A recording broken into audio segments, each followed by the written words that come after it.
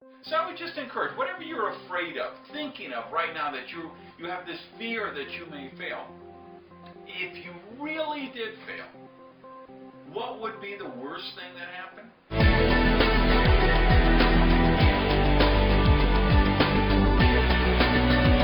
So do you have fear of failure? Hey guys, Randy Gage here. Welcome to another episode of Prosperity TV, and I want to explore this issue of fear of failure. Because fear of failure can hold you back from doing something great, something amazing, something epic. If you're thinking about how you might fail, what the ramifications may be, that may be the thing that stops you from doing what you're really capable of doing. So let's explore that a little. Let's suppose you're thinking about running a marathon and you don't make it. You make it 24 miles instead of 26.2 or 1 or whatever they're thinking. Is that really the worst thing could happen? You decide to climb Mount Everest and you get 4/5 of the way there and you have to turn around and you don't make it to the summit. Is that really so horrific? What if you really did get fired of your job? Say, well, if I try that, if I do something new, if I take a chance, I could stand out and maybe I fail. Here's what I would want to share with you. Getting fired was one of the best things that ever happened to me. Failing in a business is one of the greatest things that ever happened to me. Those things were course corrections for me. They let me know that things weren't, if I kept going on the path I was going to go on, things weren't going to work out for my highest good. I look at them now as wake-up calls from the universe that let me know there's a lesson here for me to make this course correction. And then the greatest things in my life all came about after some of the worst things.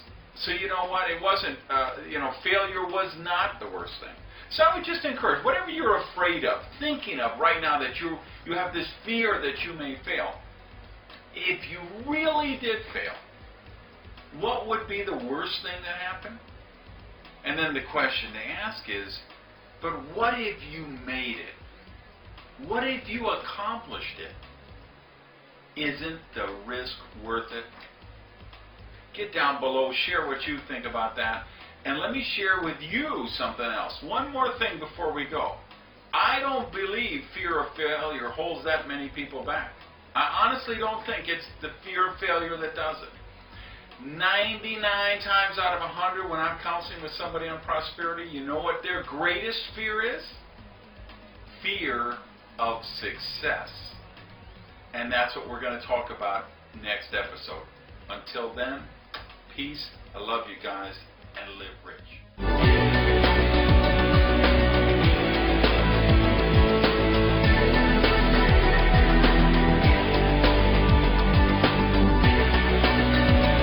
And a big shout out to Davey Wavy. I'm rocking the shirt, yo.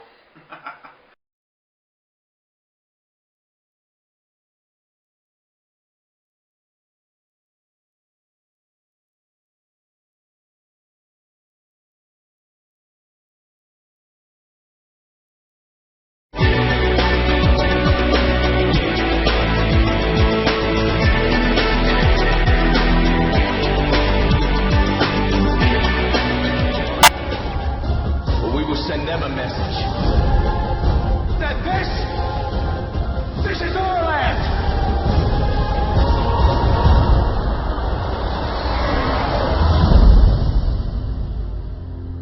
Hey everybody, Randy Gage here, and I want to take you to the movies, okay?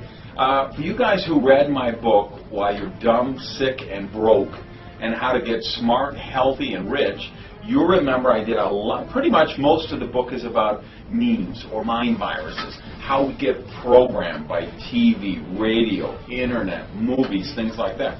And of course, the movie that I talked about in the book a lot, which I said was the most evil movie has ever been done since the Earth's crust cooled, was the movie Titanic, which of course was the highest grossing movie in the history of the world.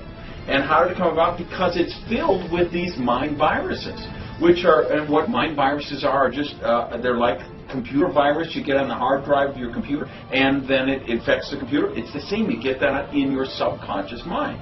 And of course, the prevalent mind viruses out there in the world today are money is bad, rich people are evil, it's spiritual to be poor. And of course, that was what made Titanic the most successful movie of all time, because it was riddled with all of those mind viruses, level after level after level. Think back, and why I bring this up, because everybody's emailing me, writing me, asking me on the blog, what about this movie? What about Avatar? And I got to tell you, it follows the same pattern of the other movies from James Cameron. But go back to Titanic. You remember how the movie started? We met Leonardo. He was this happy-go-lucky guy. And why was he happy-go-lucky? Because, he was poor. You remember, he won the trip in a card game. So he didn't have to worry about all that stuff rich people do. What if the butler calls in sick? What if somebody keys the Rolls Royce, right? He's just this poor, happy-go-lucky guy. Next scene, we meet Rose. Now, Rose is not happy at all. And if you remember, it's because she's got to marry the rich guy. And her mother says, suck this up, Rose. You got to do this for the family. So the subliminal programming in the first scene is that poor people are happy. The next scene is you sell your soul for money. It's the subconscious programming. And then we go on, and of course, you know how the story goes. And they're in the first-class dining cabin, and Rose is there with all those boring, stuffy, rich people, and they're talking about polo matches and sipping brandy and puffing cigars, and there's a mother there with her little daughter, and she's like slapping her wrist because she doesn't know how to use the 11th oyster fork on the left kind of thing. And then, of course, Leonardo comes along and says, hey, come down to third class and let me show you how to party. It wasn't even second class, right? It had to be third class. And we go down there, and there's all the poor people, and they're singing, and they're dancing, and telling jokes, and they're happy. So what's the program? Rich people are boring people. They're not nice people. Poor people are fun, happy people. If you want to be nice, if you want to be happy, you should be poor. The ship hits the iceberg, what happens? The rich people are rowing off in the sunset. The poor people are chained up. There's a mother with her 2 kids, and she says, come on, kids, let's go downstairs, and we're going to sing church hymns until we drown. The rich people, they're trying to steal babies to get into the lifeboat. They're trying to bribe their way into the lifeboat. I mean, think of the insidious subliminal programming of that. And then, of course, we get to the end of the movie. Rose is now like, 180 years old. Her poor granddaughter's been slaving her fingers to the bone, taking care of this old bag. She's got this necklace, which is worth, $40 million or something. She could give it to her granddaughter to set her up for life. What does she do? She feeds it to the fucking sharks. I mean, level after level after level. Money is bad. Rich people are evil. It's spiritual to be poor. That's what made that the highest grossing movie of all time. And the more you liked that movie, the more subconscious subliminal programming that you have. And by the way, this is not a sinister plot. It wasn't something James Cameron planned. I love Cameron because I'm a sci-fi guy. I loved Avatar. I love Alien. But you know what? He's got the same mind virus of everyone else because he gets programmed. We all do, because 24 hours a day, 7 days a week, we're getting this subliminal program. So we take Avatar. What's the underlying premise of this movie? We have the rich, evil corporation which is going to rape and pillage and plunder this poor planet and these poor native indigenous people because they're going to strip mine all of the energy out of this planet because to make more money.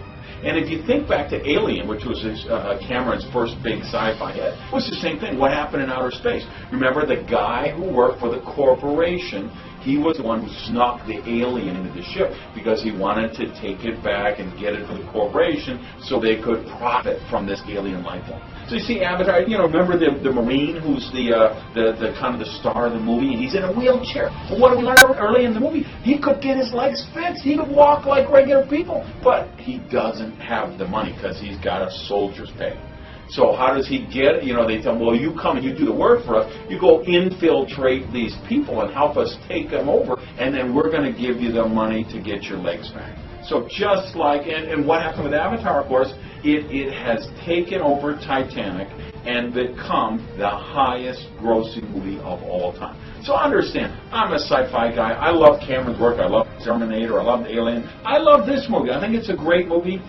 But what you have to do and what I have to do, what we all have to do is when we go to movies, when we read books, when we watch TV shows, we've got to think about it. Do some critical thinking. What's the subconscious programming? What are the mind viruses I'm getting infected with when I watch this movie, this TV show, or read this book? So you think about that, and then you can still buy the popcorn, enjoy the movies, have fun, but you've got to think about what the programming is. So thanks for stopping by. Got any comments on this? Get down, get on the keyboard, let me know your comments, and hit that little yellow subscribe button, and then you'll always know when we've got a new video coming up. So thanks. I hope you're having a great day. Bye-bye.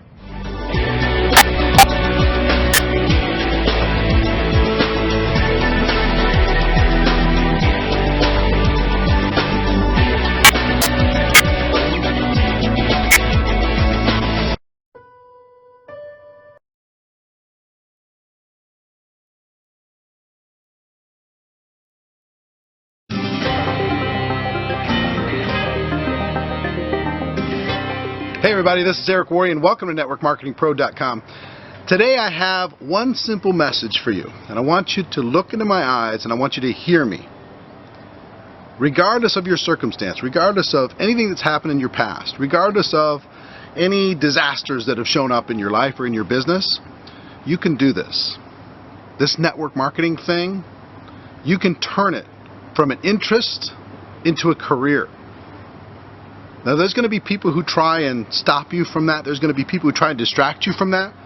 There's going to be people who try to persuade you away from that. And they can say whatever they want. You don't have any control over that. What you do have control over is what you believe. And I don't want you to believe it. Don't buy that story. Instead, understand that everything that you need to go wherever you want to go in this network marketing profession is within your reach. You can learn the skills. You can develop the habits. You can change bad circumstances in the past and turn them into great circumstances in the future. That's a choice. If you'll make that choice, everything gets easy. Until you make that choice, everything stays hard. I don't want it to stay hard for you. I want it to get easy. I want it to be fun.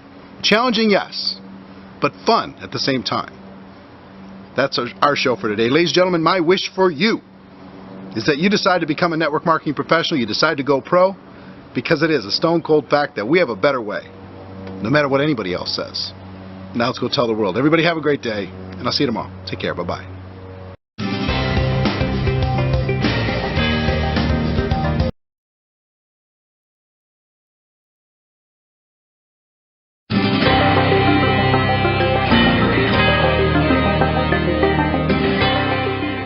This is Eric Worre, and welcome back to NetworkMarketingPro.com.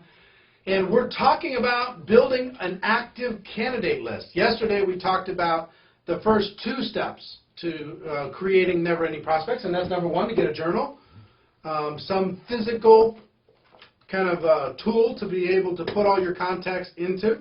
And second is to do this comprehensive list of all your existing contacts through all the different methods. And I hope you've started with that process. I hope you started. Today we're going to talk about the 3rd, 4th, and 5th, as promised, ways to continue to develop this list. The 3rd is called living on purpose. And what that means is all of you, as you go through your daily life, you meet people, you interact with people, you connect with other people, and most do not have a sense of awareness as far as what's happening when they make a connection with another human being.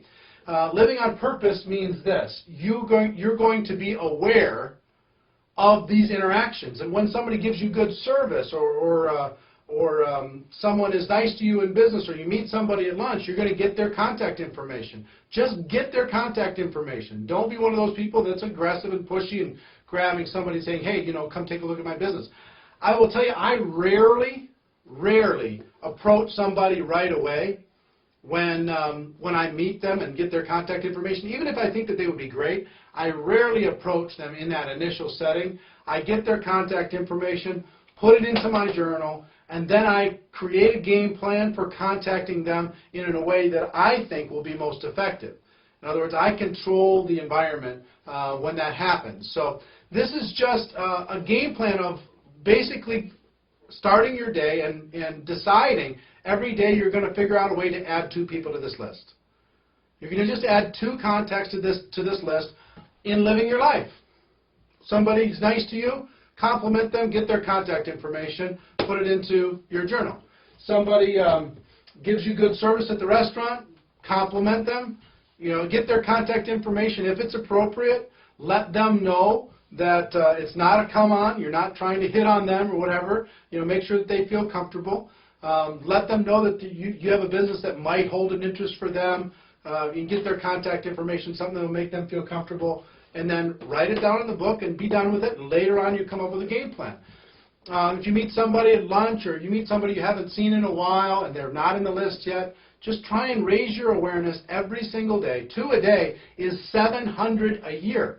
700 a year going into this book is going to create a great situation for you as you continue to move down the road. It's much better than draining the list and being done with your business. So that's number 3, living on purpose. Living on purpose. Raise your awareness, and as you get out in the world, make connections with other people in the world.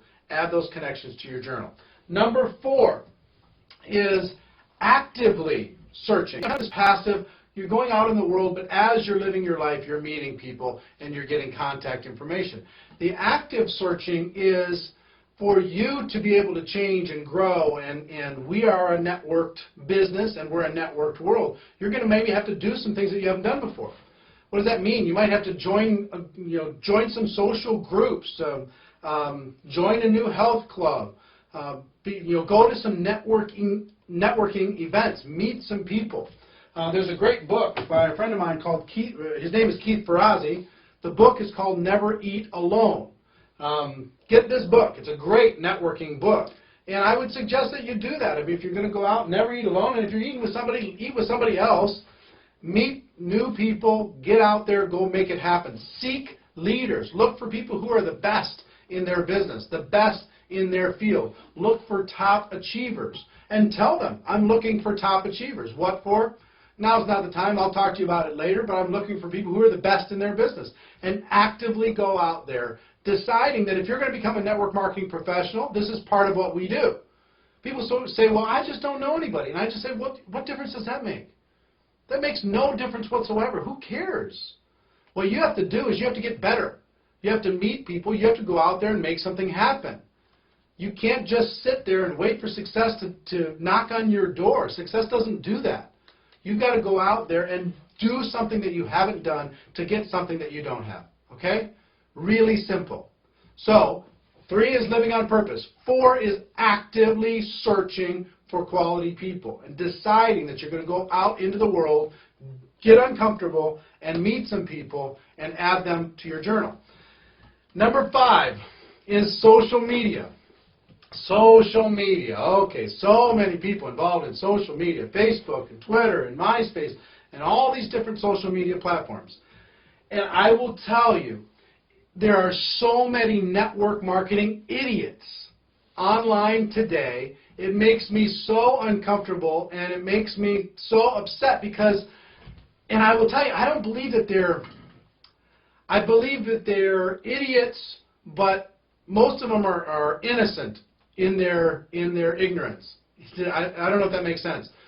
What they're doing is they're going out there, they're so passionate. Oh, this could be the key. This could be the shortcut. Think of all the people that I could bring into my business. Oh, this is so exciting. And they go out there and they really give our profession a bad name. I mean, they're just out there hounding on people. Hi, I'd like to be your friend. Now let me tell you about my business. Hi, would you like to take a look at my business? And you've never even asked to be my friend. I don't even know you. It's so wildly inappropriate. Even in auto responses on things like Twitter. Oh, thank you for following me. Come join my business. Sziasztok, jó, oké, megnézítem, hogy jó a hangerő. Oké, sziasztok, elnézést kérek, én nem tudom belépni, másik szállodában voltam. és onnan tartottam a reggeli webkonfi tegnap előtt, és ma abszolút nem tudtam bejönni, de a mai üzenetet én felraktam a Facebook oldalra, Ez szerint Magyarország Facebook oldalra, és az bent is van ottan mostan. Úgyhogy menjetek a Facebook oldalra, kattintsátok rá arra a videóra, amit én felraktam, azt ma reggel mondtam el, úgyhogy a ma reggeli üzenetem ott van, és sőt, mostan a mások is meg tudják nézni, akik esetleg nem tudnak feljönni a webkonferenciára, ameddig fent lesz ez a videó, mert múltkor nem tudom én miért levették a magyar adminok. Úgyhogy most nézem itt egy kicsit lassabban. Itt látjátok, itt a Facebookon lassan megy, és ott pedig a Facebook nagyon jól ment. Nagyon jól ment, megnézem itten, igen, fent van a videó, és akkor kattintsatok rá, és hallgassátok végig, jó? Oké, és lájkoljátok is akkor, és akkor meg tudjátok osztani is a ti oldalatokon, és akkor a munkatársaitok akkor meg tudják találni. Itten azt írja, hogy már 500-an már látták, hogy 236-an nézték még. Képzeljétek el, hát figyeljetek, annyian nem voltak a webkonferenciában soha. Neki itten azt írja, képzeljétek el, hogy 236-an nézték végig, közben olyan, mit tudom én, majdnem 20 perces videóról van szó. Jó, oké, akkor nem tartom itten tovább a tréninget, mert mondom már, most kell kezdeni a szervtréninget hamarosan, és hát sajnálom, gondoltam, hogy esetleg, hogy átjönnék ebből a másik szállodába, lehet, hogy itten jó lenne, de nem akartam kockáztatni, és közben láttam, hogy nagyon sokan jöttek át a Facebookra, ottan hallgatni, és akkor hát mondom, akkor végigcsinálom, amit akartam mondani ma, ottan jó. Oké, sziasztok, akkor nagyon sikeres napot kívánok mindenkinek, és hajrá magyarok, románok, szlovákok, lengyelek, szerbek, horvátok, akik fent van itten, jó? Sziasztok!